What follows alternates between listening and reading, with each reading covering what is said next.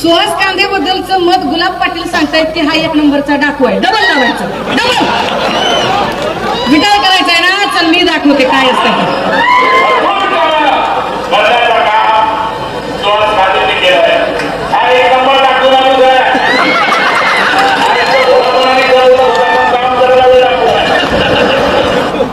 हा एक नंबर डाकू माणूस आहे असं मी म्हणलेलं नाही. कृपया पोलिसांनी नोंद घ्यावी की मी डाकू म्हणलेलं नाही. कोण डाकू म्हणले? गुलाब पाटलांनी म्हणले. गुलाब पाटील कुणाच्या पक्षाचे? त्यांच्या पक्षाचे. मी काहीच म्हणलं नाही. माय बापाच्या इमानदारीने मी काही म्हणलेलं नाही. मी म्हणलं होतं ना, मी अजिबात बोलणार नव्हते. कळप आणता वाघीण काय असते ती मी आता सांगते तुम्हाला. आता डाकू का म्हणलं असेल त्याचं कारण मी पब्लिक डोमेन मधले व्हिडिओ दाखवते. मी स्वतः एकही व्हिडिओ तयार केला नाही. जर सुहास कांदेंना एखादी केस करायची असेल आणि पोलिसांना करायची असेल तर पब्लिक डोमेन मध्ये ज्यांनी कोणी व्हिडिओ तयार केले तुम्ही त्यांना बघू शकता. हे लावला व्हिडिओ. शपथपत्रातील माहितीनुसार सुहास कांदेंवर एकूण 7 गुन्हे आहेत. 2009ला आत्महत्येचा प्रयत्न केल्याप्रकरणी भारतीय दंडविधान कलम 309 आणि 511 नुसार गुन्हा दाखल झाला. 2012ला अंबड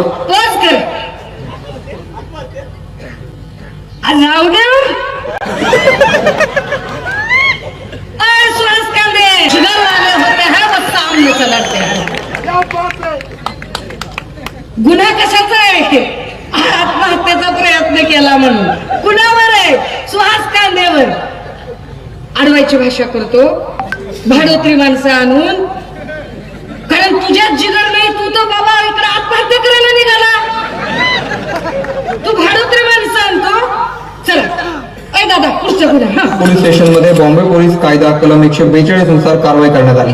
2014च्या निवडणुकीपूर्वी तडीपारीची कारवाई झाली.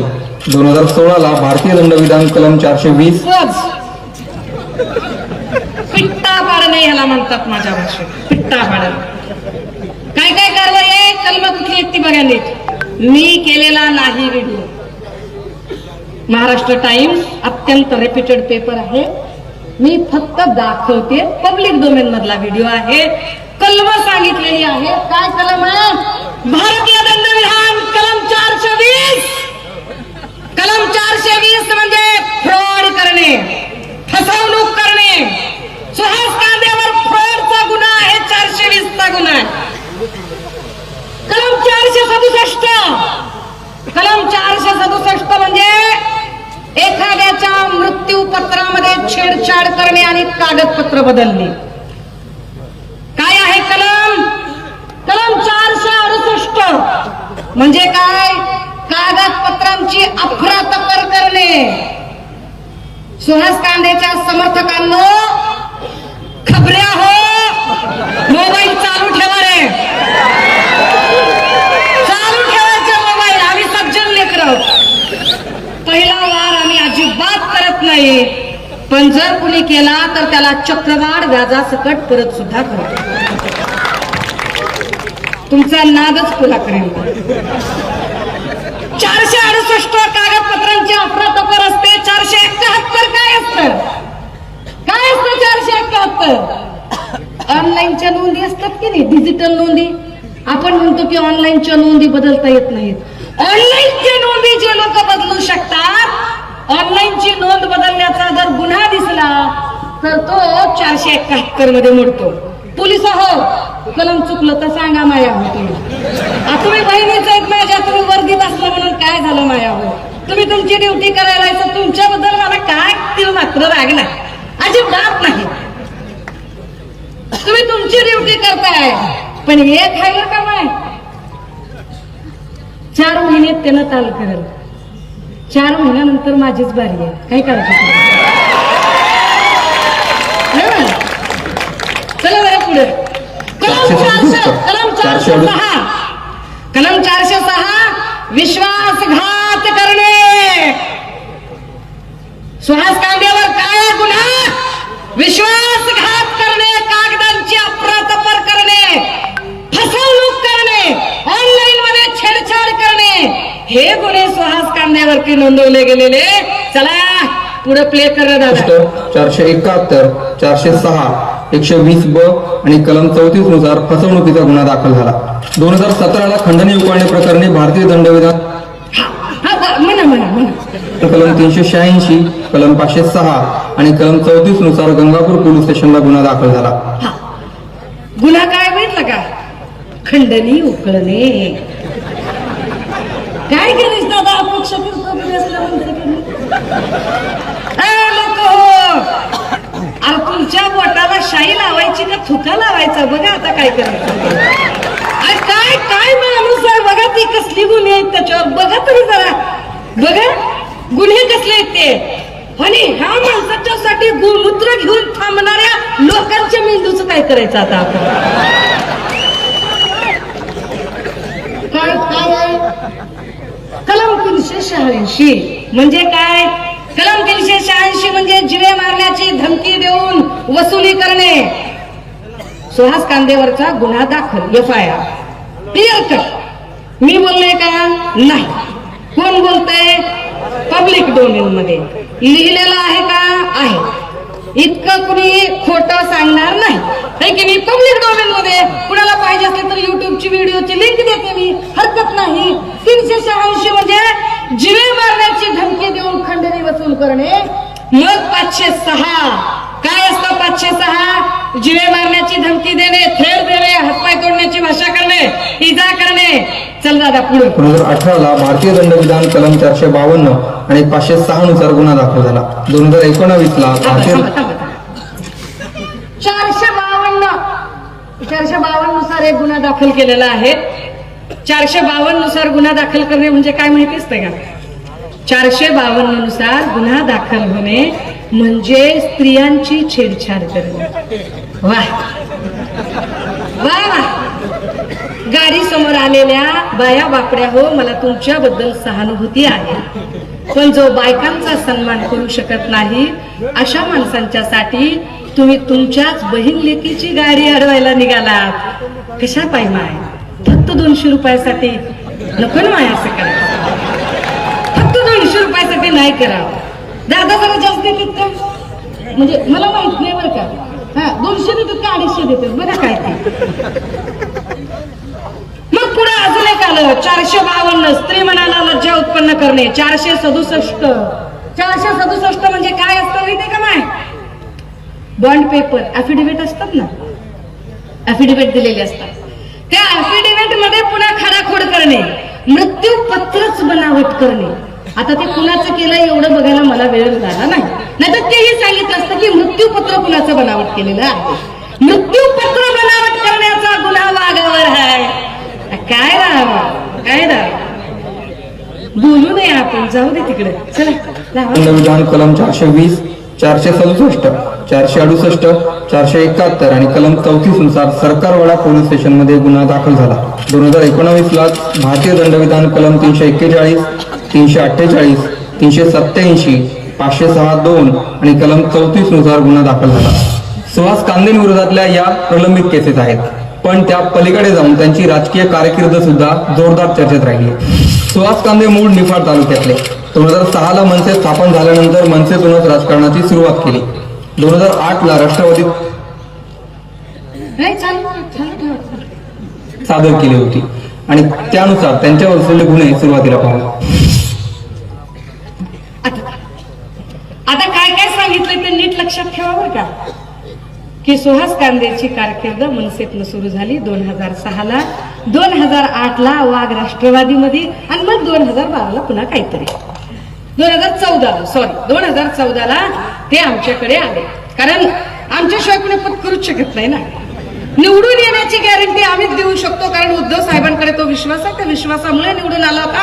आम्ही बघू आता 2024ला कसा निवडून येतो ते आम्ही. अगर हम बना सकते हैं तो हम बिगाड़ भी सकते हैं. बड़े हक से कर सकते हैं. आता विचार करा की हे सगळे गुन्हे दाखल असलेला माणूस इकडे रुबाबात काहीतरी गोष्टी सांगत राहतो. म्हणजे किती गुन्हेगारी प्रवृत्ती आहे, किती गुन्हेगारी पार्श्वभूमी आहे. माया हो ही महाप्रबोधन यात्रा आहे. दादा हो ही महाप्रबोधन यात्रा आहे. फुले शाहू आंबेडकर, छत्रपती शिवराय, मा जिजाऊ, मा सावित्री, मा रमाईचा वारसा आणि वसा घेऊन आणि प्रबोधनकार ठाकरेंचा विचार सोबतीला जोडून वंदनीय बाळासाहेबांनी लावलेला शिवसेनेचा हा वटवृक्ष जगला पाहिजे, वाढला पाहिजे. मला माहित नाही की माझी शिवसेनेला किती गरज आहे ते, पण मला हे पक्क माहिती आहे की या महाराष्ट्राला मात्र शिवसेनेची प्रचंड गरज आहे. आणि म्हणून त्याच शिवसेनेसाठी शिवसेना का गरजेची आहे ते महाप्रबोधन तुमच्यापर्यंत पोहोचवण्यासाठी म्हणून ही यात्रा निघाली. आणि या महाप्रबोधन यात्रेतनं आम्ही जे लोक तिकडे गेले त्या प्रत्येकाची फितरत सांगायला सुरुवात केली. जसंही यांचं पितळ उघडे पडायला लागलं तसतसे ते अस्वस्थ व्हायला लागले आणि मग त्यांनी काही नाटकं सुरू केली. तहसीलदाराचा संबंधच येत नाही सभेची परवानगी नाकारण्याचा, काही संबंध नाही. कायदे सुव्यवस्था सांभाळण्याचं काम निव्वळ पोलीस खात्याचं आहे. तहसीलदाराचा जो संबंध येतो तो रिव्हेन्यूचा संबंध येतो.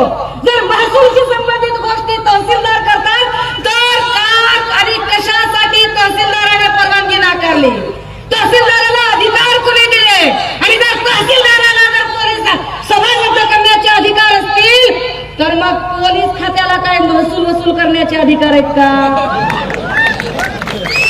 अरे जर भारतीय राज्यघटनेने zero interference and decentralisation of पॉवरचे तत्व स्वीकारलेले आहे की एकाने दुसऱ्याच्या खात्यात हस्तक्षेप करायचा नाही, तर तहसीलदार सिद्धार्थ मोरेंनी हस्तक्षेप का केला? सिद्धार्थ मोरेंनी जो काही हस्तक्षेप केला तो करताना आमदाराचा दबाव होता का? आमदाराच्या दबावाला एखाद्या प्रशासकीय कर्मचाऱ्याने बळी पडावे का? आणि प्रशासकीय कर्मचाऱ्याने बळी पडताना आमच्या सभेची जागा तुम्ही रद्द करता? अरे 70-80 सभा झाल्या महाप्रबोधनाच्या, एकाही सभेमध्ये सारी धक्काबुक्की नाही की चेंगराचेंगरी नाही, की एकाही सभेमध्ये कुणाबद्दल कसलाही वाईट शब्द नाही, एकदाही कुणाबद्दल कसलाही दादा, मामा, काका, आई, माई, ताई, मावशी करून आम्ही भूमिका मांडत राहिलो. तरी तुम्ही आमच्या सभेची परवानगी नाकारायचं ठरवलं का? तुमचं पितळ उघडं पडेल म्हणून? चोर की दाढी में तिनका? अरे पण मैं चोर के बारे में बोलने वाली नहीं थी. तुम्ही मला बोलायला भाग पाडलाय. अब भुगतो. आता हे सगळं मी तुम्हाला सांगताना 2006 मनसे, 2008 राष्ट्रवादी, 2014ला आपल्याकडं सुहास कांदे आले. 2014ला आले बरं का, हे नीट लक्षात ठेवा. ते 2014ला आपल्याकडे आले. 17 नोव्हेंबर 2012ला वंदनीय बाळासाहेब आपल्याकडे गेले. दादा जरा पुढचं व्हिडिओ लावा. शासकीय अधिकाऱ्यांकडे जा, शासकीय अधिकाऱ्यांकडे जा. राष्ट्रवादी वाल्यापेक्षा दुय्यम बाजूत मिळत होते. जर आमच्या बाळासाहेबांचं हिंदुत्व होतं, आमचा शिवसेनेचा पाय हा हिंदुत्वाचा होता, आणि आजपर्यंत बाळासाहेबांनी जी शिवसेना चालवली ती हिंदुत्वावर चालवली. बाळासाहेबांच्या एका भाषणामध्ये असं सांगितलेलं आहे, ज्यावेळेस मला राष्ट्रवादी पर्यंत ऑनलाईन करून जायला लागेल त्यावेळेस शिवसेना नावाचं दुकान मी बंद करेल. आणि त्याच राष्ट्रवादीवाल्या बरोबर आम्ही मांडीला बसायचं. That's the wrong number. Girish भाऊ पडतील. उपमुख्यमंत्री झाल्यानंतर अजितदादा प्रथम आपल्याकडे आलेले आहेत. जोरदार टाळ्यांच्या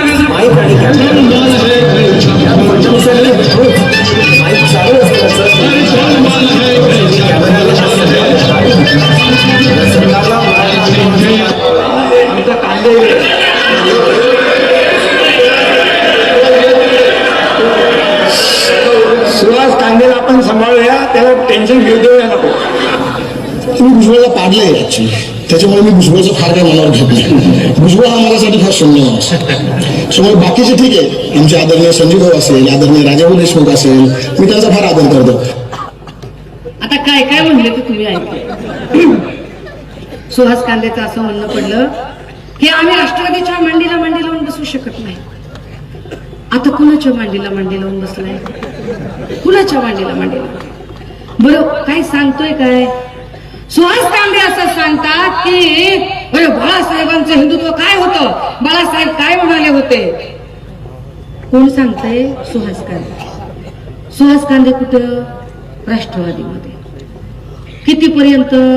2014 पर्यंत. बाळासाहेब आपल्यातनं कधी गेले? 2012ला. मग ह्याला हिंदुत्व कधी शिकवलं त्यांनी?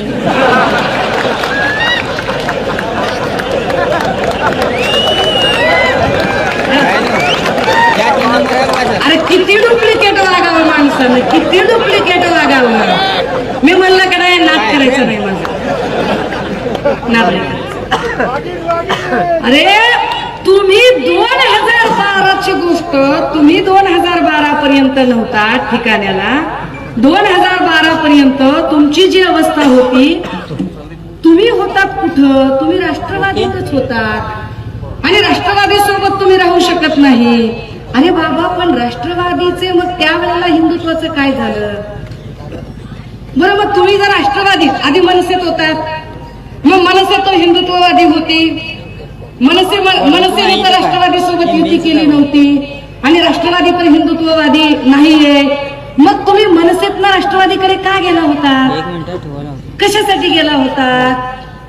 थोडक्यात काय, सुहास कांदे या व्यक्तीचं वर्णन, जिकडं हवा तिकडं थवा. जिकडं हवा तिकडं थवा. मनसेतनं काही मिळत नाही म्हटलं की राष्ट्रवादीकडे, राष्ट्रवादीतनं आता काही मिळत नाही म्हटलं की शिवसेनेकडे, आणि शिवसेनेतनं घेऊन शिवसेनेच्या जीवावर मोठं होऊन, शिवसेनेच्या जीवावर आमदार होऊन, कारण जी मतं दिली ती सुहास कांदेला लोकांनी दिली नाही. सुहास कांदेला लोकांनी मतं द्यायची असती तर ती राष्ट्रवादीत दिली असती, ती मनसेत दिली असती.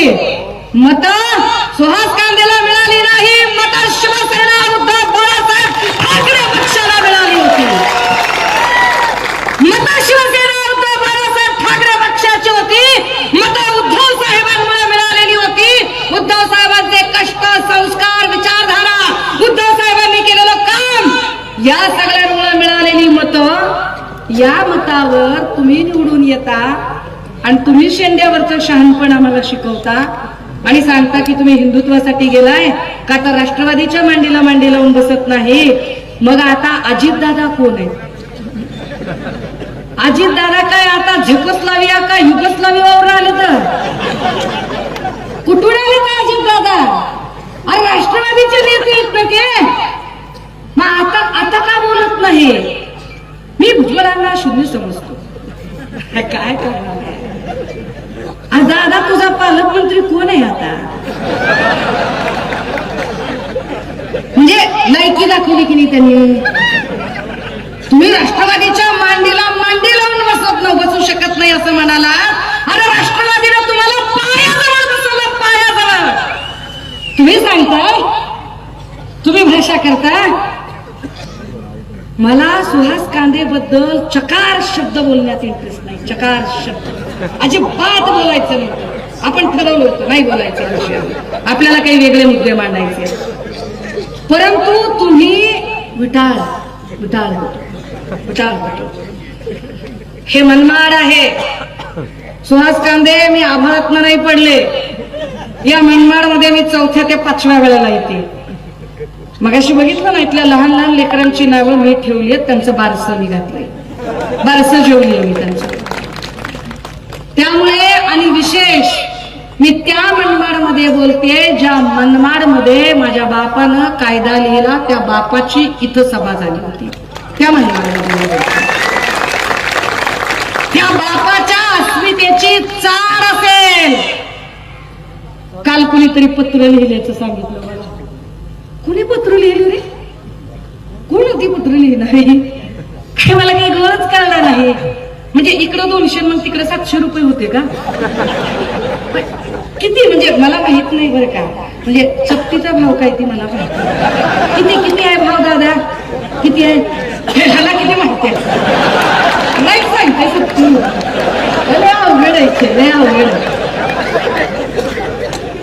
आज आपण हाऊसफुल शो करू, काय टेन्शन. दादा हो, इलेक्शन कमिशनला तुम्ही माहिती देता, कशी माहिती भरता तुम्ही इलेक्शन कमिशन मध्ये?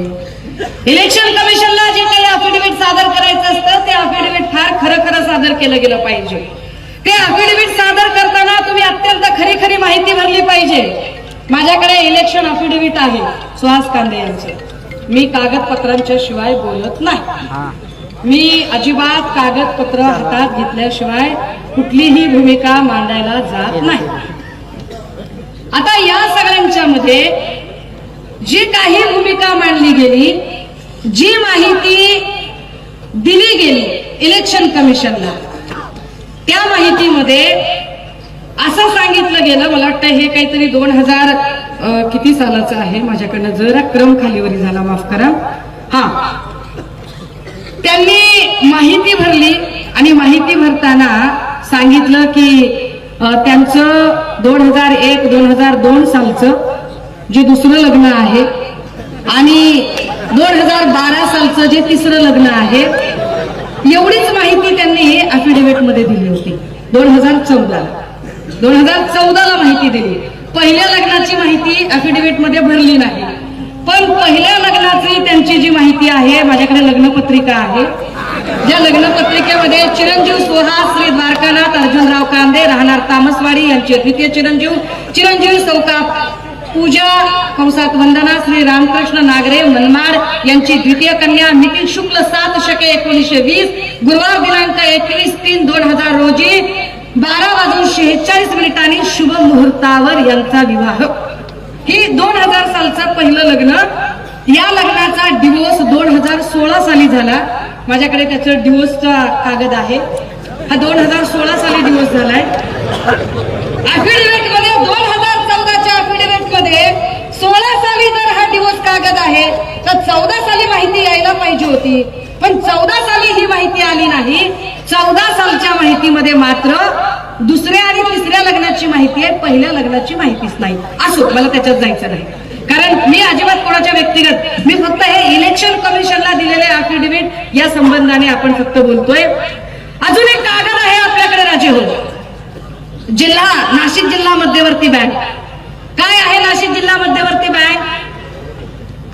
नाशिक जिल्हा मध्यवर्ती बँकेचे हे कागद आहेत. या बँकेचे आदिवासी लोकांचे काही लाभधारक आहेत, ज्यांना आदिवासी कायदा कळतो. आयबीचे लोक असतील, इंटेलचे लोक असतील. माझ्याकडून चुकत असेल तर मला करेक्ट करा. आयबीच्या आणि इंटेलच्या लोकांनी कृपया याची दखल घ्यावी, कारण आदिवासी क्षेत्रासाठी आणि आदिवासी लोकांच्या जमिनीसाठी विशेष कायदे केले जातात.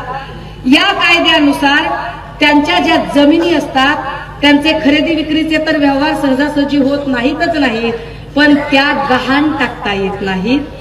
परंतु नाशिक जिल्हा मध्यवर्ती बँकेने आदिवासी लोकांचे हे काही कागद आणि उतारे आहेत की ज्याच्यामध्ये प्रत्येकाच्या नावावर 20 लाख रुपयाचा बोजा दाखवलाय. आदिवासींना माहिती आहे का नाही ते पण माहित नाही. हे कसं झालंय, काय झालंय, ह्याच्यावर ईडी काहीच बोलणार नाही बरं का. ईडीला दिसतच नाही त्यांना. त्यांना काय दिसते माहितीये का? त्यांना आदवाई हिरे दिसतात. कोण आदवाई हिरे? 1930 साली भारतीय स्वातंत्र्यही जेव्हा मिळालं नव्हतं त्याच्या आधीपासून ज्यांनी इथं शिक्षणाची गंगा चालू केली, इथे शाळा उभ्या केल्या, त्या आदवाई हिरेंची फॅमिली दिसते का? कारण आदवाई हिरे शिवसेनेच्या सोबत आहे. जो जो उद्धव साहेबांच्या सोबत असतो तो ईडीला दिसतो. बाकी लोकांच्या बाबत ईडीला रातांदळ होते, त्यांना काही दिसत नाही. लय विशेष आहे गोष्ट, लयच विशेष आहे. आदिवासी लोकांच्या नावावर 20 लाखाचा हा कर्जाचा बोजा कसा आला? नाशिक डीसीसी बँकेने हे 20 लाखाचं कर्ज कसं दिलं ह्याच्यावरती काय ते एकदा कुणीतरी बोललं पाहिजे. बोलण्याची गरज आहे. म्हणजे मी तर बोलेन. आता ह्याच्यामध्ये पुन्हा अजून 2014चा इलेक्शन फॉर्म चुकीची माहिती. मी आता गिरणा ग्रामपंचायतीतला जो काही गैरव्यवहार आहे, अर्थात त्याची कागद आहेत माझ्याकडे, पण मी त्याच्यावर काही फार जात नाही. मी त्या गिरणा ग्रामपंचायतीतल्या जे गैरव्यवहार आहेत, जे त्यांच्या सहीने येते, त्याच्यावर मी आता तितक्या खोलात जात नाही. असलं बारीक काढलं तर लय मटेरियल निघेल, त्यात काही जात नाही. हा, पण त्याच निमित्ताने अजून एक गोष्ट झाली होती. खूप आधी एक सोनवणे नावाच्या एका अधिकाऱ्याचं जळीत कांड झालं होतं. त्या जळीत कांडामध्ये अजून एक माणूस होता, मला वाटतं त्याचं नाव पोपट शिंदे. या पोपट शिंदे प्रकरणामध्ये जे अजूनही लोक होते ज्या केसमध्ये, मला वाटतं त्यांचं पोरग काहीतरी कुणाल शिंदे वगैरे, काय म्हणजे काय काय पद्धतीची दहशत करता, त्या दहशतीमध्ये काय काय वागता. आणि तुम्हाला वाटतं की लोकांना कळत नाही, लोकांना समजत नाही, लोक त्याच्यावर बोलूच शकणार नाही. दादा हो, एवढी गुन्हेगारी पार्श्वभूमी घेऊन वावरणे, अधिकाऱ्यांवर दबाव टाकणे, खोट्या केसेस दाखल करणे, जो कोणी विरोधात बोलेल त्या प्रत्येकाला मग वेगवेगळ्या केसेस मध्ये अडकवणे, हे रोज काही ना काही चालू राहतं. याच्यामध्ये त्यांच्यावरच्या कुठल्या गुन्ह्यांची चौकशी झाली नाही झाली ह्याच्यावर काय बोललंच जात नाही, ह्याच्यावर काही चर्चाच होत नाही. माझ्याकडे 2014, 2019 असे अनेक अफिडेव्हिट आहेत. रकमा कशा कशा दिल्या त्या बोजावरती त्याचे सगळे तपशील आहेत. अजून काही तपशील पाहिजे असतील तर काही लोकांनी त्यांच्याबद्दलची काही माहिती जी पोलीस खात्याकडे माहिती मागवलेली आहे, एसपी ऑफिसकडे काही अर्ज केलेले आहेत. एसपी ऑफिसकडे अर्ज करताना खूप काही गोष्टी आहेत, एवढ्या बारीक सारीक मी वाचू नयेत सुहासराव, मी वाचू नये. सूत समेत चक्रवाढ व्याजासकट असं. तर असा सगळा माणूस, जो माणूस एक एक गोष्ट म्हणजे कुठलीच गोष्ट खरी बोलत नाही, मध्ये काहीतरी त्या पठ्ठ्याने सांगितलं की जर असं झालं नाही तर मी राजीनामा देईन. हे राजीनामा देईनचं नाटक तर नेहमीच असतं. मध्ये राजीनामा कशासाठी देईन म्हणे.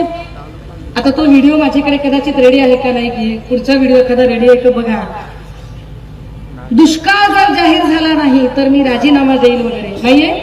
अच्छा, जर दुष्काळ जाहीर झाला नाही तर मी राजीनामा देईन, पण दुष्काळ जाहीर करणं आणि त्याच्या संबंधाने काही भूमिका घेणं हे मुख्यमंत्र्यांच्या हातात नसतं, ते कृषी मंत्र्यांच्या हातात असतं. काय अभ्यास आहे वागायचा, काय अभ्यास आहे. आणि मुख्यमंत्री मोठा का कृषी मंत्री मोठा, म्हणजे ते मुख्यमंत्र्यांच्या हातात नसतं, ते कृषी मंत्र्यांच्या हातात असतं. मी कृषी मंत्र्यांशी बोलणार आहे आणि जर नाही झालं तर मी राजीनामा देईन माझ्या पदाचा. का दिला नाही अजून, का दिला नाही, कुणी अडवलंय, देऊन टाकायचं होता. कारण मनमाडमध्ये जे नुकसान झालं, अवकाळी पावसाने जे नुकसान झालं, गारपिटीने जे नुकसान झालं, या नुकसानीला कोण जबाबदार, याची भरती कोण करून देणार. आता कांद्याचं पीक अख्खं वाया गेलेलं आहे. जो काही अवकाळी पाऊस झाला त्यामुळे कांद्याची पात पूर्णतः मोडून पडली. आता मोडून पडलेल्या कांद्याच्या पातीला जर वरून पाणी पडलं तर डायरेक्ट पाणी कांद्यात जाईल आणि कांदा जमिनीतल्या जमिनीत सडून जाईल. त्या पुन्हा यांचं म्हणजे आपल्याकडून जेव्हा कांदा जास्त होतो तर त्यावेळेला यांचं निर्यात बंदीचं धोरण येतं. आपल्याकडे कांदा जर असेल विकण्यासाठी तर हे जाणीवपूर्वक आयातीचं धोरण स्वीकारतात किंवा त्याचे भाव पाडतात आणि यावर कुणीही बोलत नाही. मार्केट कमिटीमध्ये निवडून आलेल्या लोकांना मग दाबदडप केली जाते.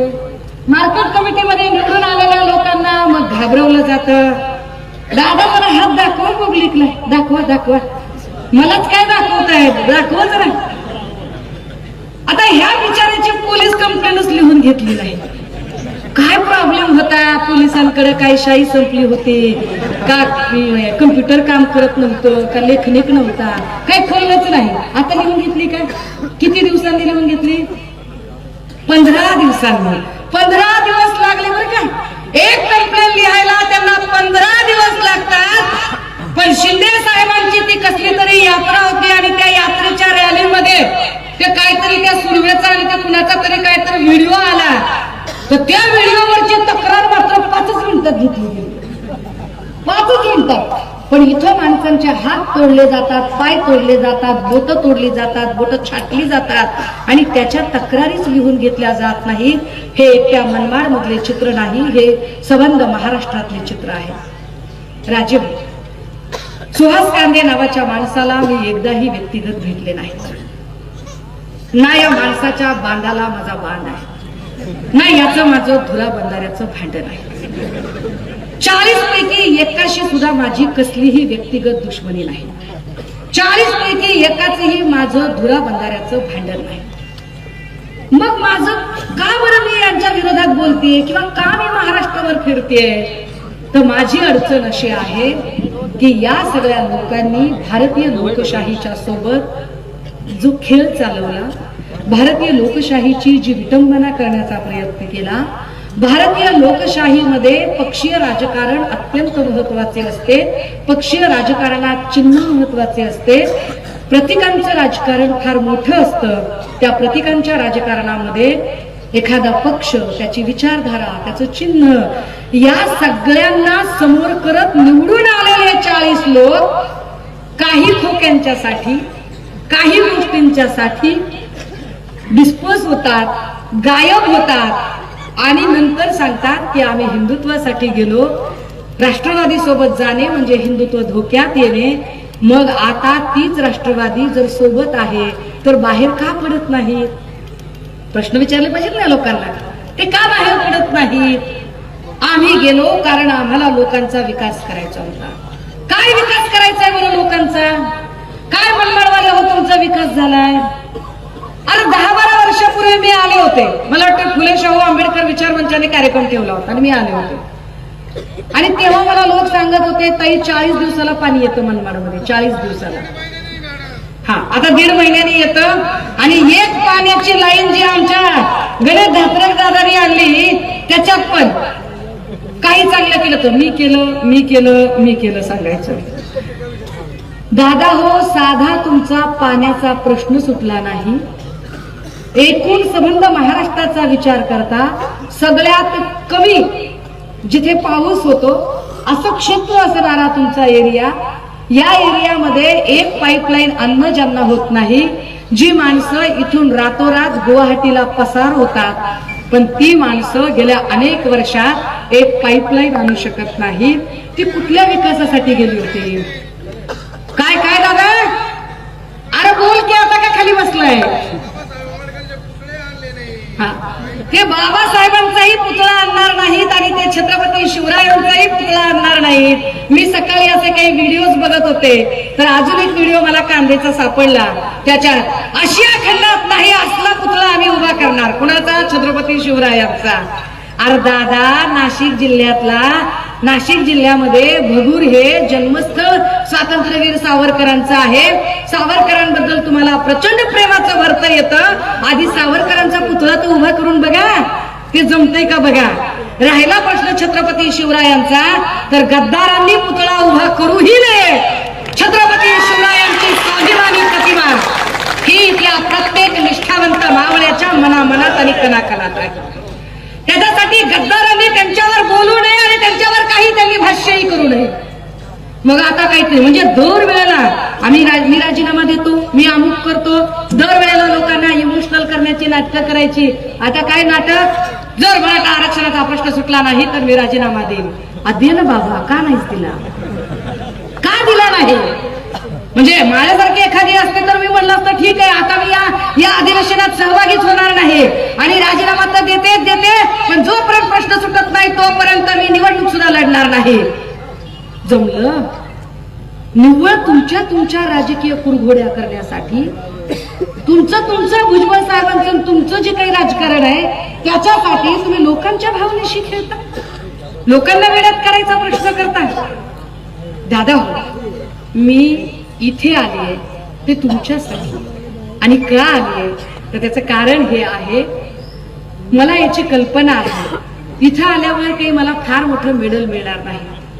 मला खूप जण म्हणाले ताई रिस्की आहे, ताई असं आहे, ताई तसं आहे, ताई खूप दहशत आहे. मी म्हणलं किती? नारायण राणेंपेक्षा कमी की जास्त? तर ते म्हणले नाही, राणेंपेक्षा कमीच आहे. मग म्हणलं मी राणेच्या पण एरियात जाऊन आले, काळजी करू. आणि ह्या सगळ्यांना ज्यांनी पळवलं त्या देवाभाऊच्या पण इलाक्यात मी जाऊन आले. क्योंकि अपना स्टाइल है, इलाका तुम्हारा, धमाका हमारा. अपना स्टाइल. आता जो काही इलाका आमचा, आता हे विचार करा की आमच्या पक्षावर, आमच्या चिन्हावर, आमच्या विचारधारेवर आणि आमच्या नेत्याचा चेहरा दाखवून तुम्ही निवडून आला होता. परंतु असे असतानाही तुम्हाला आता मोदींचे गोडवे गावेसे वाटतात, कारण तुम्हाला पक्क माहिती आहे की चोरलेल्या चिन्हावर तुम्ही निवडून येऊ शकणार नाही. चोरलेला धनुष्यबाण घेऊन लोकांच्या समोर गेला तर लोकांच्या लक्षात येईल की ही गद्दारी करून घेतलेला बाण आहे, चोरी करून घेतलेला बाण आहे, 50-50 खोक्यांना विकत घेतलेला बाण आहे. त्यामुळे लोक तुम्हाला दारात उभं करणार नाही. अशा सगळ्या परिस्थितीत त्यांना वाटतं की आता तुम्ही कसे जिंकाल, तर आमची काळजीच करू नका. सुहास कांदेच्या खबऱ्यांनी मोबाईल चालू ठेवायचा, मोबाईल अजिबात बंद करायचा नाही. खबऱ्या हो, मोबाईल चालू ठेवा. आणि एक नीट लक्षात घ्या, जो उत्तम शेतकरी असतो त्याचं काम असतं पेरत राहणे. उत्तम शेतकरी पेरतो, कधी कधी भुरटे चोर येतात आणि खळ्यातली काही पोती चोरून येतात. अरे पण तुम्ही माल चोरून न्याल, पेरण्याची कला चोरू शकत नाही. आम्ही शिवसेना उद्धव बाळासाहेब ठाकरे हा पक्ष माणसं पेरणारा पक्ष आहे, नेते घडवणारा पक्ष आहे. तुमच्यासारख्या भुरट्यांनी पक्ष संपत नाही. आणि होय, सुहास कांदे, एका बाईला अडवण्यासाठी एवढी भाडोत्री माणसं जेव्हा तुम्ही आणता, त्यावेळेला एक तुम्हाला जर असं वाटत असेल की ही घाबरेल आणि पळून जाईल, तर तुम्ही विसरताय. मी कायम असं सांगते की मी एकटी होते ना, माझ्या पाठीमागे काही पक्ष नव्हता, संघटना नव्हती. याच नाशिकात मी एक सभा केली होती, कुणी नव्हतं माझ्यासोबत. आणि त्यावेळेला काही मनसेच्या लोकांनी मला चॅलेंज केलं होतं. तेव्हा त्यांना सांगितलं होतं की दादा मी एकटीच आहे, काय स्वस्त महाग ते ठरवू. आणि तुमच्या पक्षाच्या एकुलत्या एक आमदाराच्या मतदारसंघात त्याच्या आमदार निधीतनं बांधलेल्या स्टेजवर मी सभा घ्यायला येते, दम असेल तर अडवून दाखव. आणि मी ती सभा घेऊन दाखवली. मी एकटी असताना एवढी ताकद करू शकत होते, आता तर माझ्या सोबत उद्धव बाळासाहेब ठाकरे, सांड्यापासून बांड्यापर्यंत आणि उभ्या भारतात अजून तरी माईचा लाल पैदा झाला नाही. मी हवा में बात नाही करती. मी जेव्हा अख्ख्या पुराव्यांसकट बोलते त्यावेळेला मी सांगते की कायदा माझ्या बाप्पानं लिहिलाय, तो कसा वापरायचा. आणि त्या कायद्यासोबत जर कुणी छेडछाड करत असेल आणि त्या कायद्याला जर कुणी धक्का लावायचा प्रयत्न करत असेल, तर तो कायदा आणि ते संविधान वाचवण्याची जबाबदारी एक अत्यंत कर्तव्यदक्ष लेख म्हणून माझ्यावर येते आणि मी ती पार पाडते. वंदनीय बाळासाहेबांचे निष्ठावंत शिवसैनिक म्हणून हा धागा असाच शोक म्हणून बांधला नाही, हा धागा एक जबाबदारी म्हणून बांधलेला आहे. आणि ही जबाबदारी तोपर्यंत आहे जोपर्यंत ज्या लोकांनी अत्यंत कपट कारस्थान, षडयंत्र आणि राजकारण करून, कूट कारस्थान आणि विश्वासघात करून उद्धव साहेबांना त्या वर्षाच्या पायऱ्या उतरायला भाग पाडलं, त्याच वर्षावर त्याच्या 50 पट अधिक सन्मानाने पुन्हा मुख्यमंत्री म्हणून स्थापित केल्याशिवाय स्वस्थ बसणार नाही. आणि हो सुहास कांदे, तुमच्यात आणि माझ्यात एक फरक आहे. तुमच्यात आणि माझ्यात फरक काय आहे माहितीये का कांदे? माझी सख्खी भाऊजाई कांदेचीच आहे बरं का, विजयराव कांदेंची नात. 1 नंबरची भाऊजाई विजयराव कांदेंची नात आहे. 2 नंबरची भाऊजाई केंद्रेच्या घरातली आहे. 3 नंबरची भाऊजाई फडच्या घरातली आहे. मामा सगळे दौडून बोबडू. मला एवढं बोलायला भाग पाडू नका सुहास कांदे. तुम्ही एक लक्षात ठेवा की मी इथं येऊन इतक्या ताकदीनं जर बोलू शकते, तर मी ताकदीनं तुम्हाला हेही सांगू शकते की 2024ला तुम्हाला गुलाल लागणार नाही याची खात्री मी. काय पैसा खर्च करायचा आहे ते करा, काय पैसा पाण्यासारखा उधळायचा आहे ते उधळा, आणि काय भाडोत्री माणसं आणायची ती आणा. भाडोत्री माणसांनी ते काहीतरी होतं ते मला आठवत नाहीये, काहीतरी एक लय भारी सनी देओलचा काहीतरी डायलॉग होता का त्या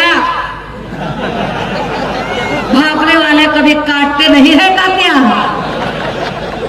असं आहे की नाही ते हे तर त्याला मला आता त्यात जायचं नाहीये परंतु ज्या पद्धतीचं गलिच्छ आणि घाणेरडं राजकारण तुम्ही करता जर खरंच तुमची दहशत आणि तुमचा दबदबा तुमचा दरारा असता तर तुम्हाला गरज पडली नसती भाडोत्री 200 रुपयाच्या लोकांची ज्या अर्थी तुम्ही 200 रुपयाची माणसं जमवता त्या अर्थी तुमचा विश्वास नाहीये तुमच्या समर्थकांवर तुम्ही लगेच सैरभैर होताय आणि मला तुमचं हे घाबरणं फार मजेशीर वाटते मला आनंद आणि मजा येते तुम्हाला असं घाबरलेलं बघताना आणि मी हे नमूद केलं पाहिजे सन्माननीय मुख्यमंत्री एकनाथ शिंदे साहेबांपर्यंत खबऱ्यांनी हे सुद्धा पोहोचवावे की महाराष्ट्रातल्या जेवढ्या मतदारसंघांमधून मी फिरले अगदी गद्दारांच्याही त्यातला सगळ्यात घाबरट आमदाराचा मतदारसंघ म्हणजे घाबरट सुहास कांदेचा मतदारसंघ अत्यंत घाबरट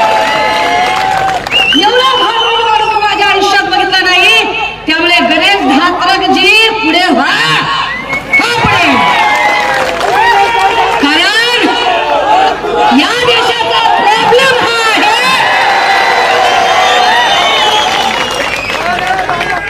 या देशाचा प्रॉब्लेम काय माहितीये का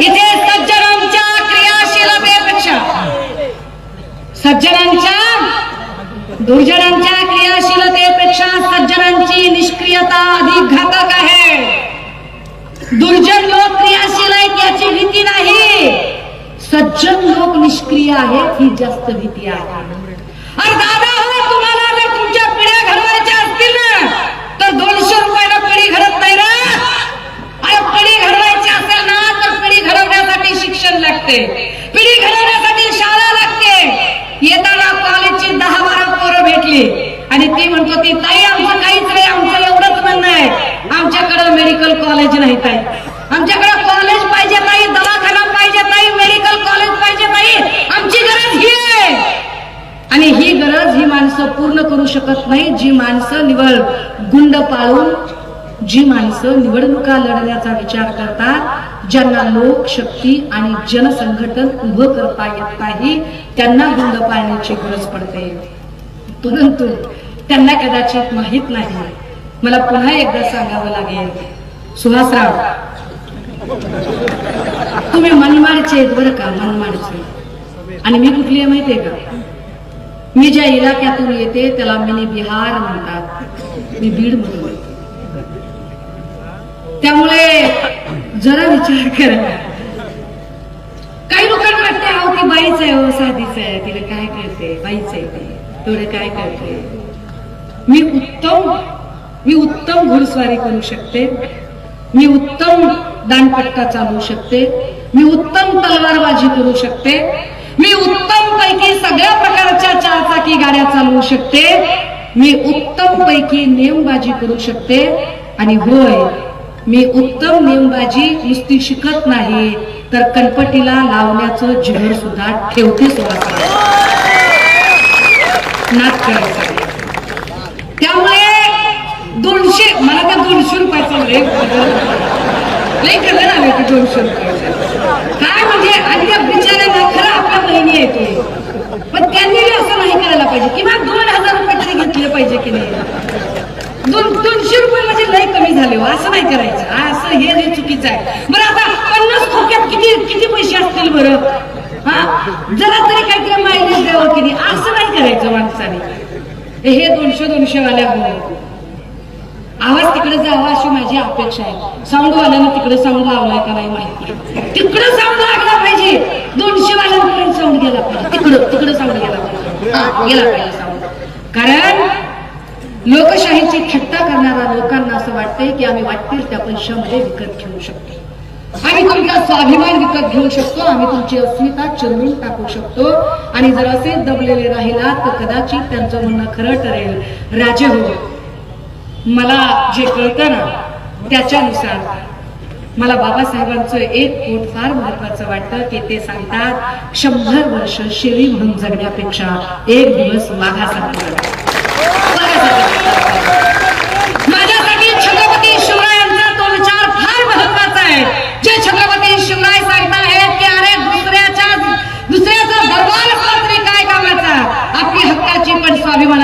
पिढी आपण जपूया.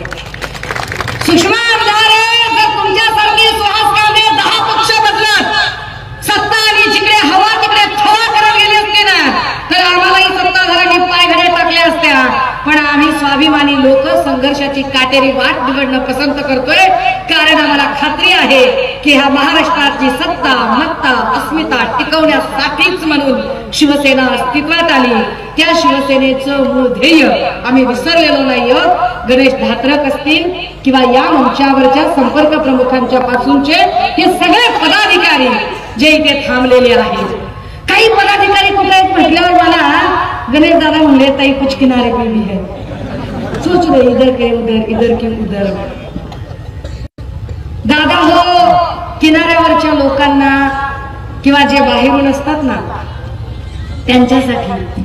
त्यांच्यासाठी म्हणून कधीच शर्यत नसते.